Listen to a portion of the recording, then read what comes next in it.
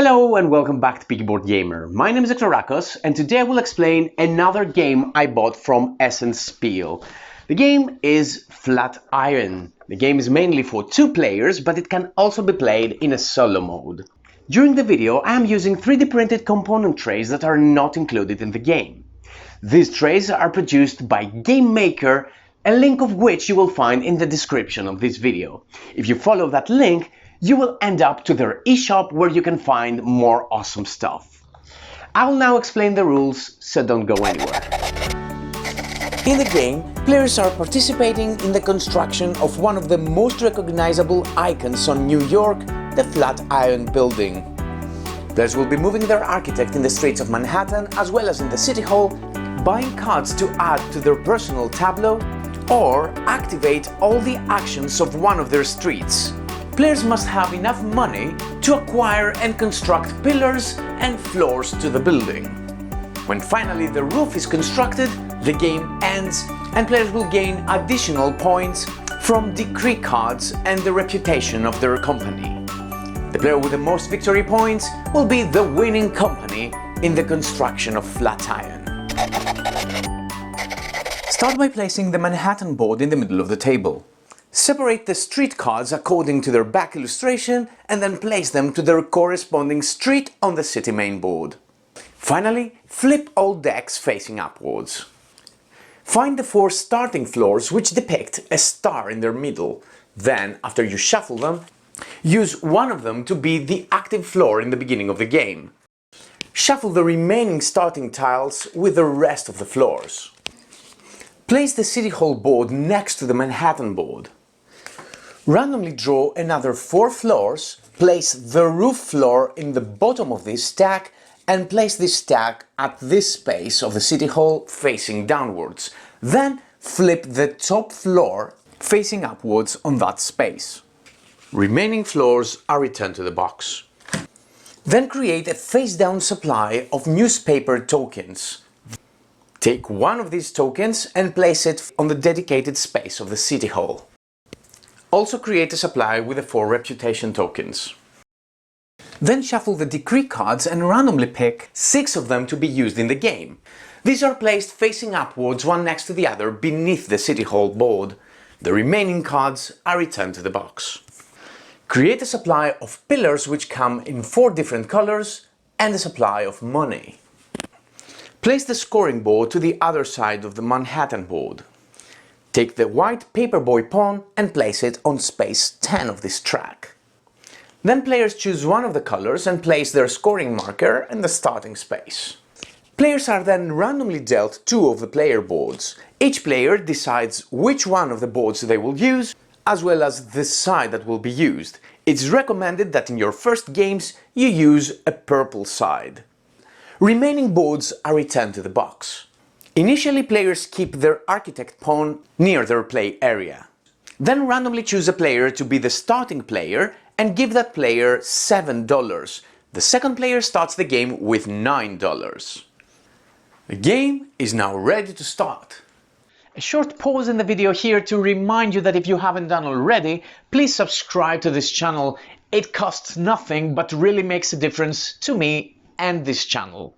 Also hit that bell button so you get notified of all our future videos. In the game, players alternate turns starting with the first player, and this continues until the end of the game. Players use money to buy pillars and construct floors, and when the roof is placed on the building, the game ends. On your turn, you must first move your pawn to a different location. Locations are the 4 streets on this board, and there is also one more location, the City Hall. So, on their first turn, the green player will have to move to one of these locations. Important! You can never choose the location of your opponent, so the purple player could go to either one of these 3 streets or choose the City Hall. After the purple player completes their turn, the green player will have to move out of the 5th Avenue and select any one of these 3 streets, but not the City Hall, since it's occupied by their opponent. After you move your pawn, you proceed with your turn by choosing one of 3 options. Either to buy a card from the location, or activate the actions of the location, or simply take $2 from the supply and end your turn. If you buy a card and you are on a street, then you have to buy the topmost card from the corresponding street deck. If you are on the city hall and want to buy a card, you buy one of the available decree cards. Street cards always cost $1 or $2, while decree cards always cost $3. Whatever type of card you buy, you must then place it on your personal board. Your personal board depicts 4 columns, one for each street on the main board. When you buy a street card, you must attach it to your personal board either under or above it in the column matching the street on your card. All cards are divided to 2 parts. If you attach the card in the bottom of your board, then you will slide the card beneath it so that only the bottom part of the card is visible. If you want to place the card above your board, then you are sacrificing the bottom power of your card. When you buy decree cards, you can attach them to any street column. If I later buy a 23rd Street card, I can place it either above or again beneath the board, covering the top part of the card beneath the card I placed previously. The maximum number of cards a column can have is 3 cards, and only one of these can be a decree card. So if I later buy another decree card, I cannot attach it to the first column. Your next option is to perform the actions of the location. If you have moved to the city hall, then the action you perform is the bonus of the newspaper token in the middle. In this case, that would be to gain $3. This token can change during the game, we will see how in a bit. If, however, you move to a street and choose to perform actions, you will trigger all the actions on your personal board in the column corresponding to your street location. So now it would be these actions. You always trigger the action in a specific sequence from top to bottom. So now you will trigger this action first, then this one, then that one, and that will be the end of your turn. If you triggered the actions of the 23rd Street, you would trigger this one first, then that one, and finally this action in the bottom. Of course, you may skip any action you don't wish to play. Decree card powers award end-of-game victory point bonuses based on conditions. Let's examine the actions depicted on your personal board. If you use the purple side of player boards, these are almost identical. If, however, you use the green side, then each player has a unique power in the bottom left corner of the board. The top action of every column has to do with buying or selling a specific type of pillar.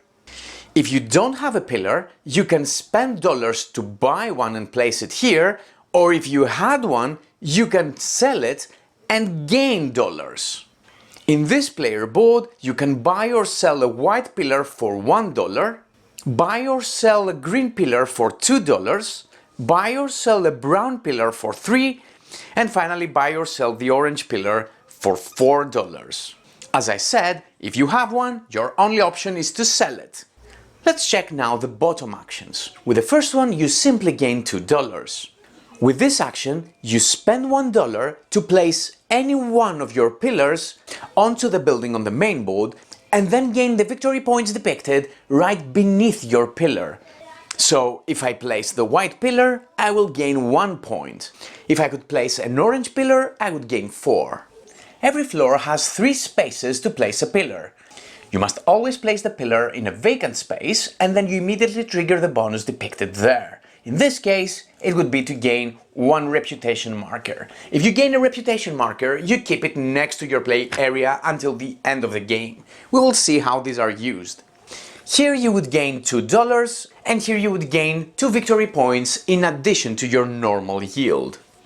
So one rule is that you have to place on a vacant space, and the second one is that you cannot have 2 pillars of the same color in one floor. Finally, if all pillar spaces are full, then you cannot perform the action of placing a pillar. With this action, you spend $3, but you place up to 2 of your pillars. You place one of them and gain points and bonuses, and then you place the second one and gain points and bonuses. It's okay if you place just one. The last action may only be used if all pillar spaces on the current floor are full. You spend $5, you take the next upcoming floor and place it right on top of the building, and you flip the next upcoming floor facing upwards in the City Hall board. Finally, you take the top card from each street deck and place it in the bottom of its stack. Whenever you gain victory points, you move your scoring marker the applicable number of spaces. When a player reaches or passes the paperboy pawn, then the pawn is moved to the next paperboy space. Then the player takes 2 random newspaper tokens from the supply and examines them secretly. The player chooses one of these tokens to keep and passes the other one to their opponent. If the paperboy is pushed out of space 50, it is removed from the game. There is no limit in how many such tokens you can have. How can you use them? At any time during your turn as a free action, and you can use any number of these tokens. These are one-use tokens, and I will now explain how you can use them. First, you remove the token currently in the City Hall. Then you place one of your own tokens in that space and execute its power. Then resume your normal turn and maybe come back again to play another one of your tokens by removing, placing and triggering. Street cards grant you more actions when you choose to execute the actions of a street. With this one you gain $1, with that one you gain 1 victory point for every 2 floors added to the Flatiron building so far. With this one you can exchange one of your pillars with another one. With this one you can spend $1 to execute any action on your personal tableau. With this one you gain 2 victory points if there is a green pillar in the top floor of the Flatiron building. All of these powers are pretty straightforward. You can pause the video now to check them out.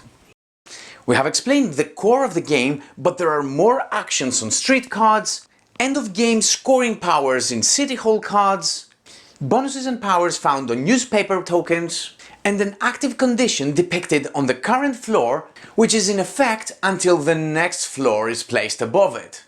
This is why it's convenient to know what's coming next. All of these powers are pretty straightforward, and of course I cannot explain each one of them. This floor effect, for example, means that whenever a player visits the Broadway street, they also gain $1 as a bonus.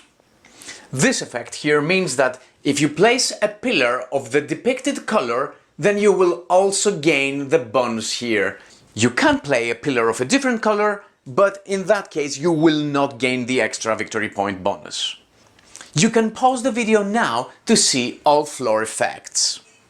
City Hall cards grant end-of-game victory point bonuses based on conditions. With this one, for example, you will gain 2 victory points for each green pillar on the building. You can pause the video now to see all such bonuses. Let's see a couple of newspaper tokens. With this one you gain $2 and a victory point. With this one you can buy a City Hall card for $1 less. Pause the video now to see all newspaper bonuses. Street cards offer additional actions when you activate a street. When this action becomes activated, you will gain 2 victory points if on the current floor there is a brown pillar. So if that was now, I would gain that 2 victory points. The bottom power is the same but for white pillars and grants only 1 victory point. So what is the difference? Why should I use this one over that one? Check this symbol. This symbol grants you negative reputation, while other cards give you a positive reputation bonus. These symbols have a meaning only for the scoring of the game, which will be explained right now. When the roof tile is placed on the building, the game ends immediately at the end of the active player's turn and you proceed with scoring. In scoring, players add to their score victory points for their company's reputation as well as points granted from their decree cards. With this one, you simply gain 6 points in scoring. With this one, you gain 4 victory points for every remaining pillar on your personal board, so now I would gain 4 points. With this one here, you gain 2 victory points for every green pillar placed on the whole building. After the decree scoring, you calculate the company's reputation. The company's reputation is calculated on each column. So for each column, you add up all reputation values from card placed there. If the total is positive, you gain 5 victory points. If it's negative, you lose 3 victory points. If it's 0, then you don't gain nor lose anything. However, if you gained any reputation tokens during the game, you can use them on the company columns to affect this result.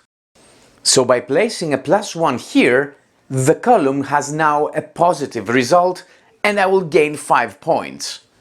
And by placing one more here, this column's total is now 0 and I'm not losing the 3 victory points. The player with most victory points is the winner. If there is a tie, then the winner is the player who placed the roof. And that were the rules of Flatiron. If you like our videos and want to see more videos like that, please subscribe to our channel. Until next time, have fun and play more board games.